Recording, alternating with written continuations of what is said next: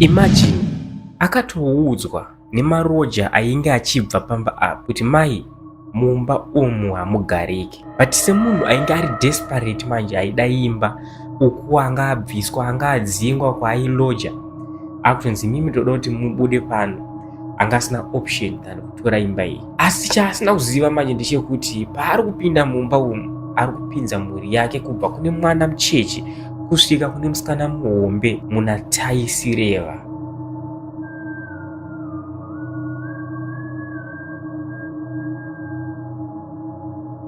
Ladies and gentlemen, welcome to Slick Media TV. Pano pamazim Untold Stories pandokupai nyaya dzakasiyana siyana dzinenge dzichiitika munharaunda yatigere. Nyaya yedu yanhasi inobva nechepabulawayo apo pana mai vanoda kutsanangurira zvakaitika, ma-incidents nema-events nehora nezvinotyisa zvavakasangana nazvo mushure mekunge vaenda kunoloja pa-a haunted house. Vanotsanangura ivo kuti maloja avakatosvika vachipindawo pamba ipapo ivo vachibuda vakatoudzwa kunzi pamba pano hapagariki, asi ivo semunhu ainge ari desperate vakachuza kuti rega timboona kuti tikumbonzi zvachena hapagariki zvii. Havanoziva kuti mai vepamba ipapo vainge vakafa vari kuonesa maloja moto. Kana ngeri first time yako kuuya pana paSlick Media TV kusangana nemastories akadai so, ndokumbira usakanganwe kusiya waisa like, subscribe nekusa comment section ndokuti zvedu zvirambe zvichiita se zvichienderera mberi. My name is Slick Nelikwan. Handitoda kukupedzerai nguva handika doti tibva tanyatsopinda munyaya tinyatsonzwa kuti zvaifamba sei, chii chakatora nzvimbo. Ini mukoma nyaya yangu yakamira yakadai so. Unongozivawo kuti kana vanhu tichigara mudzimba dzevanhu tisati taane dzimba dzedu tinenge tichirenda. Saka patairenda apa takanga tichirenda pane imwe imba patapiwa notice. Tapiwa notice kudaro pamba patakapiwa notice apa. Months notice akadarika. Adarika kudaro takuda kutonopinda ku the 4th month kwakunana 1 2 3 tikaona kuti muridzi wemba akutodya marasha ibva ipapo. Tabva ipapo takazongotenderera ndogara kubulawayo. Tatenderera patawana imwe imba kune imwe location, imba iyi iri kuLuveve 5. Ndinogara kubulawayo. Takati tapinda pamba tichisvika pamba paya takatongoiwano tatakuita zvekufamba tichitsvaga imba nemakumbu chifamba kuti wakutotsvaga kuti tatonzi nhasi ndo last day zvinhu zvandiri kuisa panze. Abva tafamba patasvika kulocation iyo iya patatoonawo pamwe paparotobudiswa zvinhu tikabva tabvunza zvikanzi tiri kutobuda nhasi ipapa patiri kutoenda, kana muchida kutouyawo muchipinda moita sei moya muchipinda.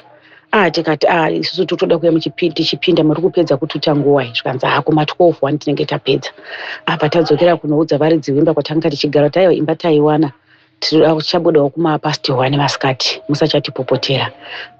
Asi patakazoti takutorongedzawo kumba paya patataenda tichida kunoona imba paya takafona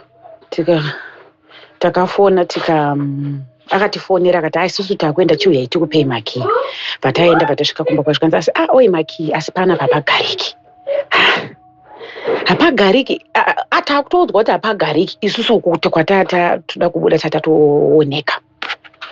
Hapagariki panoitika so inini zvinhu zvindaizvionera pamwana wangu musikana tazoenda tochindipi. Saka imimi zvamuchaita muridzi wemba ndichakupai nhamba dzake, mune muchingoisa mari yake paEcocash hauyi pano. Imi munongoramba muchiisa mari yake pai, munoramba muchiisa mari paEcocash. Iye achangofunga kuti tisu tiri pano. Nenyaya yekuti uko tatatooneka tagara futi tatonzi notice yenyu yadarikidza hazvichaiti kuti tichiregedze kupinda papatanza pagariki. Ndopatanopinda pamba paya takagara. Hapana zvataiona asi takanga taane pfungwa yekuti tatatomirira kuona nekuti takaudzwa kuti panapa paita sei hapagariki. Takati ndakapinda ipapo ndakazvitakura, I think nhumba yangu iri kuma 7 months. Ndine vamwe vasikana, mwana wangu mukuru anga ari grade 7, then mumwe wacho anga ari grade 3. Tapinda pamba paya takagara first ende hapana chandaiona. Asi gore harinonyatsokupera. Semunhu aiitawo zvaaita ndaita vasikana vebasa. Ndichiita vasikana vebasa kudaro mukoma mwaindi ndaikwanisa kunotora mwana kuchikoro chichi sinzi ndakapinda ipapo ndandiri pregnant. Asi chaindinetsa inini yes ndaimboita kunge ndine zvandinoona, but ndakazofungidzira kuti kuona kwekuti ndine zvatakaudzwa kunzi pana papagariki. Asi ndakazoti ndati gare ndofa ndakazonzwa mwana wangu achiti muspeya ndinoona pane munhu wandinoona asi ndinoona gogo. Ndikati unoona gogo? Zvikanzi ehe. Ndati gogo akaita sei? Zvikanzi ndinongowaona so wanongoapiya kuseri kwedhoso. Ndobva ndafuga musoro, but ndowaona machini, ndowaona mausiku. Ndikati maybe mai vaya vakabva panapo waite zvinhu zvaiitika kupi kumwana wawo. Inini mai wacho handisati ndaona chinhu. Ndakatosvika pakutosununguka ndirikugara pamba ipapo. Inini mai wacho handisati ndaona chinhu. Chii chiri kuitika? Akati ndoona gogo. Ndakagara ipapo zvino like almost 5 years. But ndakatosununguka ndiri ipapo. Asi pane chinhu one chaiitika chandakanotisa. Asi ndandisingaoni chinhu. Kwaiti 12 o'clock wemasikati uya panongoti 12 o'clock imba yese iti every day zuva rega kasika Mwari 12 o'clock akatochaya chero wanga wakarara zvekuti wamboti rega ndimbozororendera waitoziva kuti 12 achaya yaitoti but yaita kukona 1 pandati panapa ndangagara ndingori nepfungwa dzekuti panzi pane zvinhu. Mwana akangoti andiona gogo ndakatogara ipapo. Asi chandakazoona zvakazotanga kuitika manje pamba paya. Ndakazoti ndandiri munhu anoenda kumesina ndinoya nezvinhu zvangu, ukaendawo kumesina chinotenga zvinhu chididididi. Ndakazoti rimwe day makuseni kuma past 5 makuseni. Munoziva imba yakanga ine fitted cupboard right round in the kitchen. Maplates ese, water glass, chese changa chiri chese chakaraswa nekabhodhi iyoyo, kuraswa zvese zvinhu kusara pasi. Saka musikana webasa akanga amuka. Pandatobva kubedroom choti iwo kuraya zvinhu zvangu. Pandakati uri kuraya zvinhu zvangu handina kuona. She was outside achitotsvaira. Amukira kuti agadzire vana waende kupi? Waende kuchikoro yari grade 7 mwanga ari grade 4. Kabhodhi yakabva yatoita yatobhenda. Maplates ese amwararika plus mawater glass ese afa. Patatotanga kutotsvaira maglasi aya patatoti asi takashaya kuti zvafamba sei. Ndikafunga kuti musikana aiguma akabva atiza panze kana kuti pati yazomboshifuta sei from the wall kurasa zvinhu zvese. Patanyarara patagara payadzokorora futi another month. Zvinhu zvese mukoma, zvinhu zvese imba yese ikafa, zvinhu zvese zvikafa. Handina kumbofamba. Ndakati rega ndibvise zvinhu mumakabhodhi ewanhu ndise chii mumakabhodhi yangu. Pandabvisa kabhodhi yaibhenda so kurasa like chinhu chiri kukutura so. Yaikutura everything chandaisa mukati. Apa ndakagara ndakaenda kushandisa yangu kabhodhi ndabvisa. Apa waridzi wemba tofunga takagara almost 4 years tisina kumbobvira tawaona. Kusvika I think takazongomuona akawana wana changu asingabudikiri.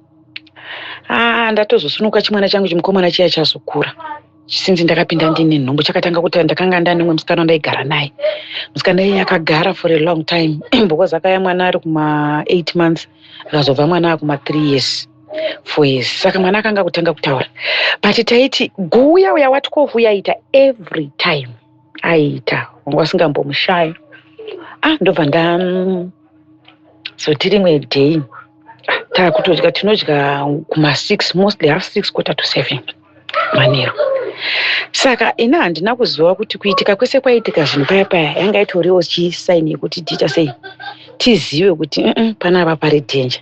Asi zvakandinetsa kuti nekuti ndakaura maplates, all sets of plates, water glasses zvese zvakanga zviri mukabhodhi iyoyo zvakafa. Munongozivawo kabhodhi kana yakaiswa mukitchen inenge yakatenderera zvese. Tagara mwana wangu akutanga kutaura. Kwaingo tukangoti half 6 takagara papa ine kitchen, dining, sitting room nemabedrooms the other side. Taiti kana takagara ari kufidwa nemusikana wandakanga ndinaye aibva toti ndibereke gogo wapinda. Gogo wapi? Pana gogo wapinda apo. Aitaura nechindevere kuti gogo sengenile. Gogo upi? Pandatanga futi kufunga kuti musikana wangu aiti kana akarara muspare aiti anoona guku but anongoapia so iye akavhara musoro hazoaoni.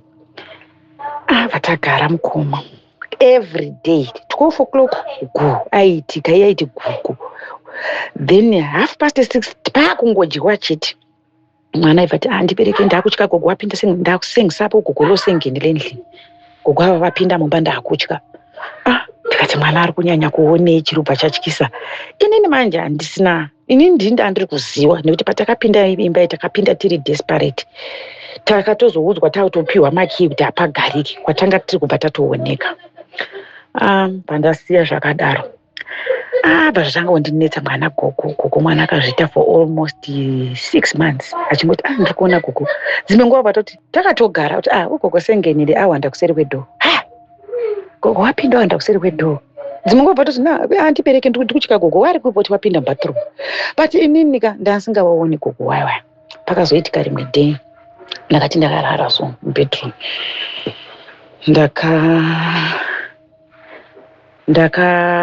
Ndaisavhara dhoo zvekurivhara kuti vha zvekuti kurivhara kuti rivharike chaiko kuti pa. Ndairipusha robva ranosvika almost kwakati rakunovhara. Pandazoti ndakarara so ndakaona dhoo richivhurika richifamba so richiuya dhoo kuti pane munhu ari kuita sei, pane munhu ari kupinda. Ndakadzima light pandabata pandakwidza magumbezi pandavhara. The moment ndakakwidza magumbezi ndichivhara but I was in a deep sleep but kuvhurika kwedhoo kuti pane mudhoo riri kufamba iro ndakazviona but pandangodzokera futi kunorara ipapo zvezvekuti kana wakuda pakuitika zvimwe zvinhu unoita kakuvharika so pandarara. Asi ndakati njira ndakanzwa kuti pamubhedha pari kukwira munhu. Ndinzwe kuti nyakati ndinonzwa kuti pamubhedha zvapara kwakwe ndokunzwa kuti patopfugama munhu. Unongoziva zvinoitika kana munhu ari kukwira pamubhedha. The moment munhu iye paakakwira pamubhedha ndakarasa machira ndikati pandakati magetsi akabva adonha kuswichi. Imba yese bva yadzima magetsi. Asi ndakati ndichisimuka ndakatomuona munhu achiita sei achiti tata zvezvekutsika nematoes but anga akavhara kumeso so achitange munhu akabhandija face like face yakabhandijwa nebhandeji riya rezvironda riya asi akasiya maziso. Ndakaona munhu achiti tata nematoes achibva atodhonza futi dhoo riya radzoka zvakaita zvarakaita. Asi magetsi akanga aita sei adzima. Kuti ndimuke manje ndiende kunomutsa magetsi nekuti kuya ndakakunzwa kwakaitika kwemagetsi kuti ndakakunzwa kuti ndimuke manje ndakutosvika because ndakanga ndatoona. Unozwa handina kumuka ndakaramba ndakabva ndanyarara ndakabata magumbezi aya ndamborasa ndakamadzosa ndikafuga but ndakutya manje kuti ndichivhura kuti ndatoona panapa. Ndobva ndagara pandazoti umwe mukomana anga ari kuspera ndikati ndaunomutsa magetsi kuspera handida kuita zvekufona ndiri mumachira zvezvekuti unenge warara foni iri pasi. Zvanzi magetsi aenda here ndikati aiwa iwe ndaunomutsa magetsi ndanzwa achiita sei achidonha. Mukomana aibva anomutsa magetsi. Munoziva kuti mangwana acho makuseni ndakamuka ruoko rwangu ruchirwadza zvekuti ndakarwadzwa neruoko zvandandisati ndamboita muupenyu hwangu. Ndairara ndakarusimudza kurisimudza mudenga so zviya zvatinoita kana munhu achisimudza kuti tichavhunza anza osimudza zvataita kupuraimari zvezvi. Ndairara ndakarusimudza ndichiti ndikarudzikisa so ruoko rwaichema kuti kakakakakakakakakaka. Ndikabva ndanisiri munhu uya anofamba kuita zvemapostori ndakazongotanga kunzwa nevanhu ita so ndatanga kushandisa zvandandambonzi nevamwe ita so but kumapostori ndandisingaendi. From there ndakakondinya asi mwana nyaya yekuti 6 akachaya ne12 iyo yemasikati zvaingoitika. Pakazoti rimwe day muri muna August pakaitwa mapresidential votes August 20 handichanyatsoziva kuti ndi 20 ani ipapo but anga ari musi wa21 August I think. Tichimuka musi wacho iwowo takati makuseni infact usiku mwana wangu akati akabva kuspare achimhanya. Anga ari kuda kunyora form 4 muna November. Akabva kuspare achimhanya achibva asvika achibva apinda mubedroom akati muspare mune munhu ndaona gogo pai ndaona gogo muspare. Tikati kukuona muspeya sezvikanzi ndavaona. Asi imwe event akambenga ambowaona abva kuchikoro achibva atodona pasi girikiti achibva atodona paatotizi. Bazoti musi waitwa mapresidential votes iwayo 21 August akaguma 3 AM akati aona munhu muspeya. Aona munhu muspeya kudaro akauya kubedroom achimhanya achibva tatomuka kuti kuspeya akati agogo ari muspeya. Apa takataura malights ari on. Gogo ari muspeya. Kudai. Saka anga akagara kubva kuspeya papaine passage yekuti waidarika kuenda kupi kuenda kukitchen. Saka dhori riri pabedroom rakavhurika achitaura nemwana atanga kumuzora soso. Bazoti avo gogo waita sei? Vabuda. From there batoti handichaoni. Munoziva ndakaenda kumapostori pandanisa ndambotenda kumapostori kutanga kumboti waya wandaimbonzienda kuna ningi. Takamuka kuwatsvaga mapostori musiwe kuna 3 AM kufonera munhu. Akati neniwo ndagara nditori kuchechi uyai kuti atiri kumusangano kupi kudhiraivha mukana kutaura kura mwana kubatirana mwana kuisa mota kuenda kuchechi kuya. Taakusvika kuchechi kuya taakuudzwa nezvepamba paya chichi. Asi ini ndanga ndisiri munhu wemaneighbors pandazotanga kubvunza maneighbors manje after my incident ndakutanga kutaurawo kuti pano pamba panoitika so. Munoziva musi wandakabvunza ipapo ndakaudzwa information yepamba ipapo nevamwe gogo vakanga vari paraini vakati pamba apa so. Ndikati aiwa patakatouya pana patakaudzwa kunzi chii hapagariki. Ini ndinoona so, mwana akaona so, kamukomana akakanoona so.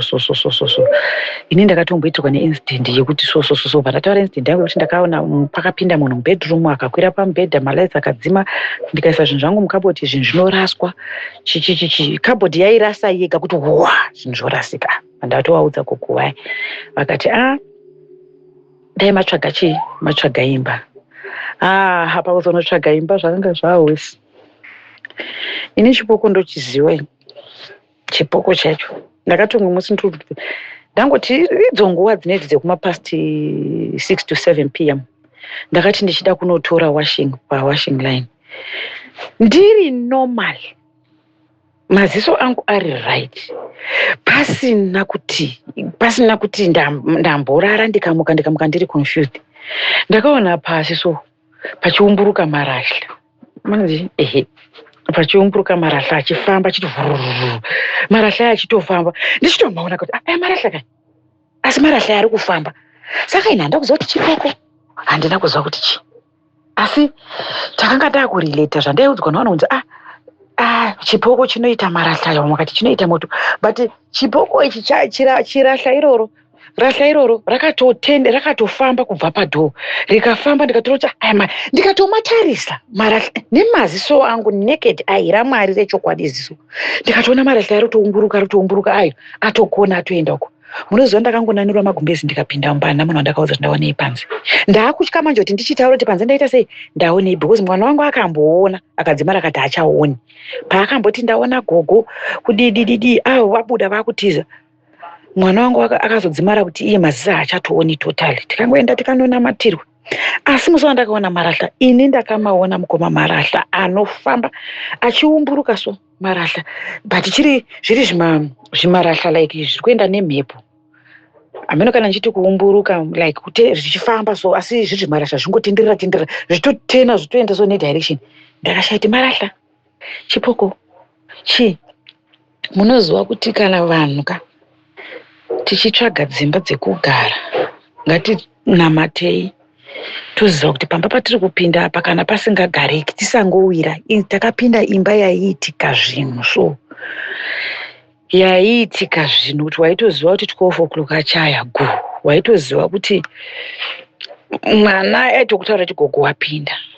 Munhu achitoona kuti iye mwana obva atoti kwati kumusana kana kuti kana anga ari kudya ari patebho obva atonamira kuna sisi obva atovhara kufisi kuti ugogo sengenile.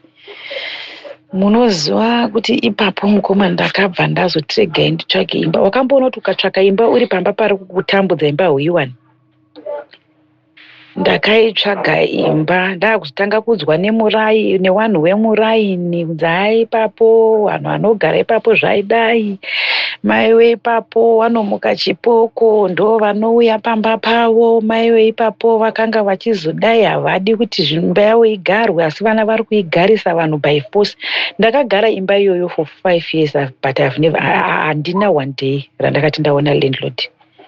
Chero kuya kumudzwa kuti apa pakadai haana, aingoti mari yangu isai paecocash. Saka zvinhu zvinoitika munyika umu, zvimwe zvinhu zvinoitika ina ndandisingatozivi kuti mavhunzi emoto marasha ayaya anofamba kusina mhepo patonyatsokuvaona kuti ayo achifa pasi. Saka handizozivi kuti ndicho chipoko here chandakaona kana kuti chii, asi ndakatozvionawo ndikapererwa. Ndanzwa muchindibvunza kuti kushinga for 5 years zvanga zvichifamba sei. Takapinda pamba paya 2019 July I was pregnant. Nchibva ndanosununguka October. Asi patakapinda July wa 12 uya aitika 12 to 10 past 12 ndiye watainzwa. Zvaisaramba zviti gugu continuous. Vangoti zvikati gugu after 2 minutes zvoti gugu kusvika na 10 past 12 ndiye wandakakasira kunzwa the first week tichipinda July 2019. Ndakatogara ndikatonosununguka zvakanaka. Saka pamwe pesapa I used to drive to Messina. Ndiri pregnant kudaro ndaitodriver ndichitobva kuma 3 am ndega ndichitoenda kuMessina chinotenga zvinhu zvangu ndichitodzoka same day. Asi ndaizosvika hangu kuma past, ndaizosvika zvangu kuma 11 12 am with the following day, but ndanobva kuMessina kuma 8 usiku. Asi gugu, that's the first thing yatakatanga kunzwa the very first week tichipinda. Then zvekuzorasika kwemaplates kuti cupboard yepamba ipapo kitchen yairamba kuiswa zvinhu. Ndakazotanga kuzviona mwana wakuma 8 to 11 months anga kutomira. Asi zvekuraswa kwemakapu izvi ndopa zvakatanga ipapo. Tikati tazviona ndopa ndakapisa zvinhu zvangu zvanga zvasara zvacho mapoto michero anga akasimba ese zvakabhenda. Ndikatanga kutenga zvimwe zvinhu zvitsva. Then takazoti musikana uya wandakaudza kuti takapinda pamba pari grade 7. Patakazotanga kunyatsokuona zvinhu izvi musikana uya akanga aform 3. Meaning pakati apa pasati pakunyatsokuoneka zvinhu. Asi 12 o'clock aiwa guta inonzwa. Pakati apa pasati pakunyatsokuita zvinopisa zvakazotanga musikana uyu form 3. Ndomwe musi wakati pakabva kuchikoro chaitonaya. Batosvika ini ndakanga ndaenda kuchechi. Pawasvika kumba kusina makey. Andati hai ndakutodzoka. Mirai just for some minutes ndakasvika wangoti nairirwe mbichana. But kwakwa kuma past 5 to 6. Pandakatienda kuspare munochinja kwakusina magetsi. Munochinja. Ndakangonzwa kuti vanonzwa kuti gi mwana atoita sei atodona musikana wayo ari form 3. Ipapo ndakapererwa tikangotorawo salt. Hapana munhu watakambosheedza kana wepaline. Takatoshedza wekuchechi vakafamba usiku wakazosvikawo kuma 8 asi mwana anga atomuka akangodonha. Ndakumubvunza kuti waone akati ndati ndichipinda pasera mangu kwakusina magetsi nguva yacho. Magezi aienda magetsi aenda. Ndati ndichipinda ndichida kukurura apa ndaona gogo. Ndaona munhu paseri pedho asi munhu uyu ndigogo. Saka paakati ndaona munhu ipapo ndopaakadonha paanyarirazi pandatoshedza wekuchechi kwandanga ndaswera kuya wakauya wakanamata pamba paya. Pasatomboti hatina chatakaona. Saka mukaona kuti ipapo mwana wangu ndakasununguka 2019 anga atowo mu 3 years ka, because uyu musikana anga aform 3 kubva patakapinda ari grade 7. Saka mukomana uyu ndiye akazongoti tagara ndo pakanga kuti ndiri kuona gogo vari kuita sei, vari kupinda mumba. Totombomuti hande unotiratidza, otofamba nesu tande apinda apa nangu. Kana ndichiti nangu anenge achiti uyu, kana ndichitaura nechindevere. Asi isusu tisingamuoni, dzinongototibata kuti uyu ari paseri pedho uyu, otonongedzera paseri pedho. Meaning mwana nagogo waionana, isusu tatisingaoni. Ndakanda kurileta futi nasisi avakambenga vachiona futi gogo kupi kuseri kwedho. Paakadona paya. Asi zvemwana zvakanga zvazve everyday, but everyday yacho zvaitoita netime akanga 6:30 to 7. Aitoti gogo sengenile endlini, meaning gogo wapinda mumba avo. Asi paite avo isusu taisatombowaona. Ndo pakazonyatsokutanga kuitisvika zvino manje ipapo musikana aform 3. Ipapo pakuchiitika zvino tainyanya kunzwa nemwana. Vatagara ndo pakazoitika dheriya rekuti ndakatoona munhu achipinda mubedroom kutoona kuti dhoo riri kufamba. And chaitika ndechekuti sometimes yanga ine passage hombe yekuti sometimes kamwana kangu kakaine 3 years akaitotamba nebhasikoro kachichovha mupassage. Waikwanisa kuti makarora so mainzwa kuti kwa munhu uyo ari kufamba achidhonza makumbo aya usiku. Ipapo ndo patakapatanga kuchiti panapa paita sei, apagariki. Ndo patakatanga kutsvaka imba. Ukatsvaka imba futi uri desperate, ameno zvinhu zvacho zvinoita kunge zviri kukusungira play. Takatanga kutsvaka imba. Asi waitonyatsanzwa zimwe kuti mupaseji mune munhu ari kufamba kuti munhu uyo anofamba achihweta makumbo achidhonza tsoka uya zvekuti paanotsika unongonzwa kuti hwe. Ndo patakazotanga kutsvaka imba. Musikana waya form 3. Mwana uyu musikana ari form 3 uya ndo paakazozvidzokorora futi patakazoona kuti this is dangerous. Asi aita kuma 3 AM ati ngaona gogo muspare. Akatomuka akatiza akaya kubedroom, akangosvika mubedroom achitopinda. Saka kupinda kwemunhu ari kutiza dhoo rakafurika kusvika ku the end. Chii isusu inini ndaisawaona, inini kuona ndakaona kawana. Mwana akati ndaona gogo. Wakaita sei? Akati wariko kuspare, toenda kuspare kuya kukwati waoni. Then akati akatarisa ari mubedroom akabati avo wapfuura, wabuda nekukitchen.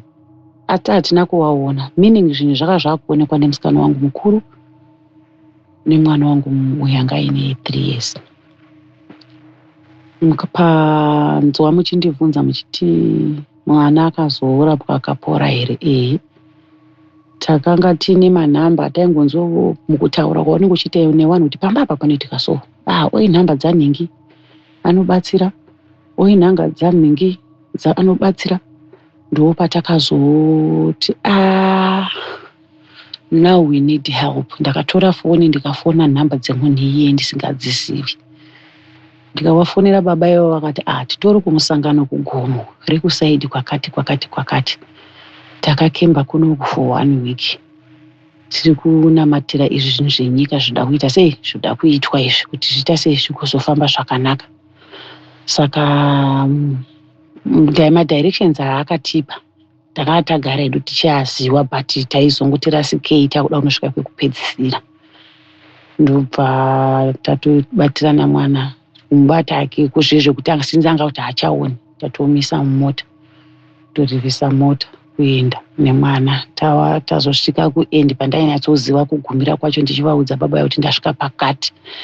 Ndakatorasika mukomasi, kutorasika kushaya kuti oraiti zvinondo vandi ndiri kukuziva ndokuziva. Asi vakazonditi aiwa imimi chipakai mota ipapapo mugare moisa chii mahasa since kwakurumwa 3 AM dzengo obvious nguva dzinenge dzichifamba 3-4 chiisai mahasa dzimugare ipapo mumota. Ndakutuma vanhu vachabva kuno kugoma vauye vaita sei, vauye vakutorei. Tagara mumota muya taisa mahazards. Takazoona kwauya vakomana 2 nemukadzi 1. Taminyana mumota imomuya. Tadhiraivha taenda kugomo kwawanga wari.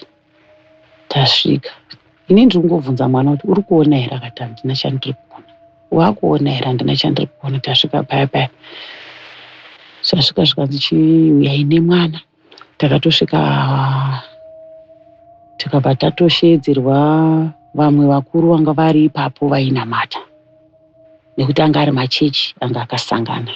Watosheedzwa, watomutswa, paita mwana, paita emergency pano. Vakanamatira mwana, vakamunamatira.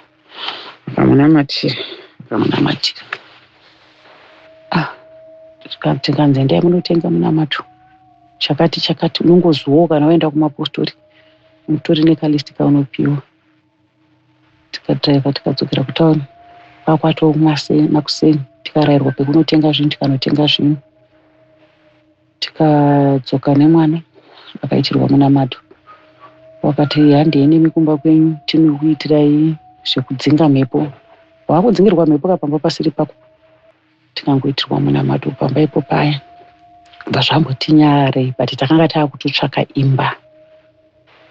Takazobuda mamuri muna August, September, October, November, December. Takazobuda ipapapo muna February with the 5th year yacho. Chibva tangobvawo. Asi patakabva paka paine munhu waiti ndiri kutsvaka chiimba desperately. Pandasiya ndangomurayira kuti tiri kubuda, tiri kuenda nhasi. Panapa chasara pasina munhu. Zvanzi kana tichida imba tinoita sei? Ndikati isusu hatimbozivi nekuti mapindiro akatakaita takapinda so. Asi nhamba dzemuridzi wemba idzi dziya dzataisa ekokeshi. Vatatobva. Asi ndakazonzwa a year down the lane that person akuti pamba paya pagariki.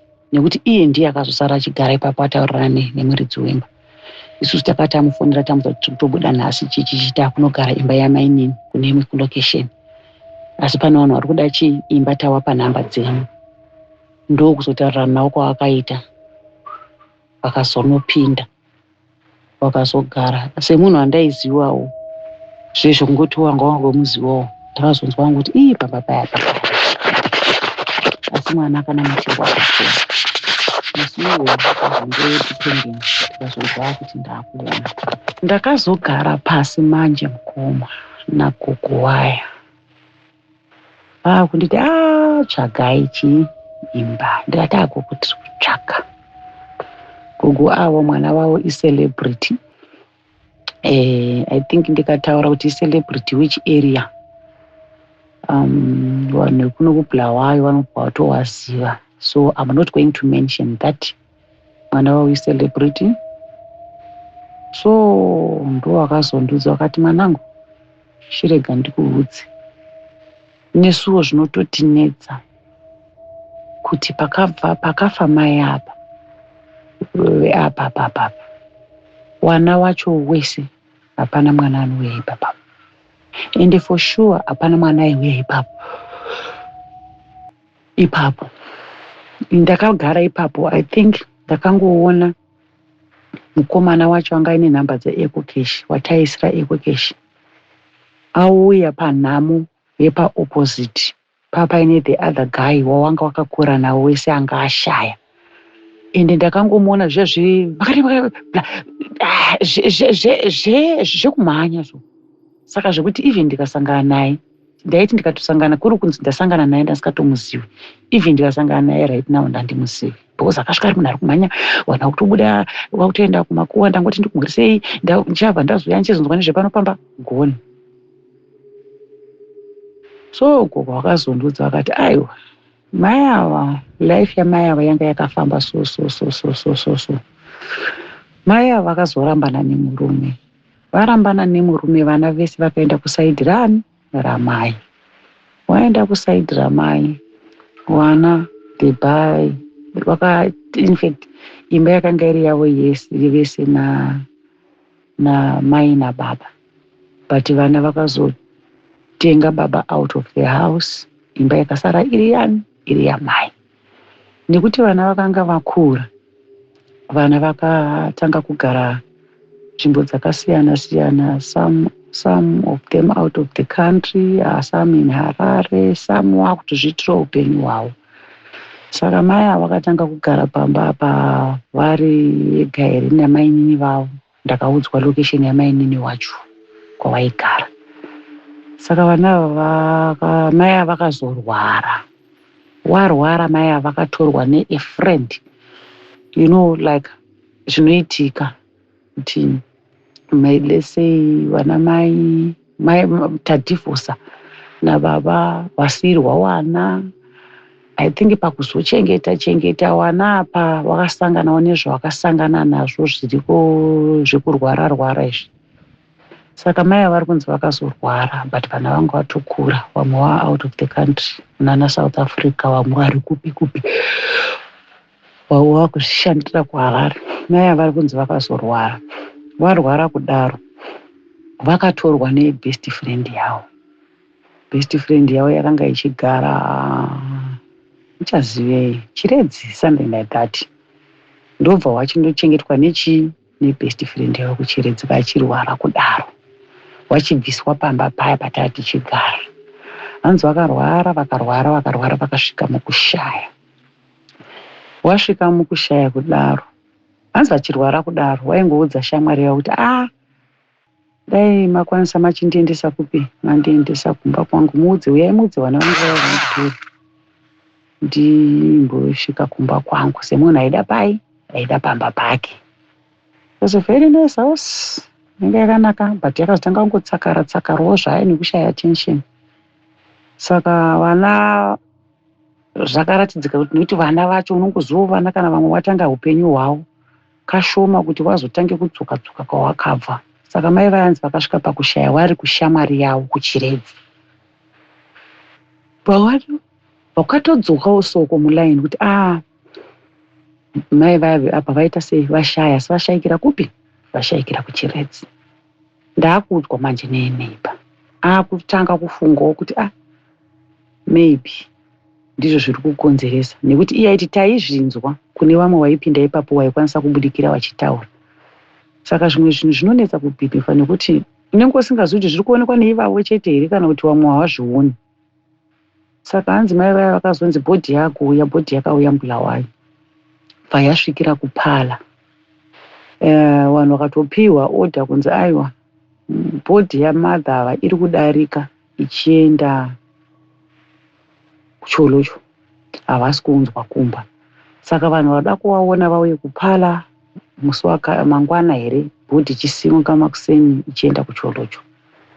Saka vakabva vangopfuudzwa vachibva vaenda kuCholocho vachibva vanoigwa.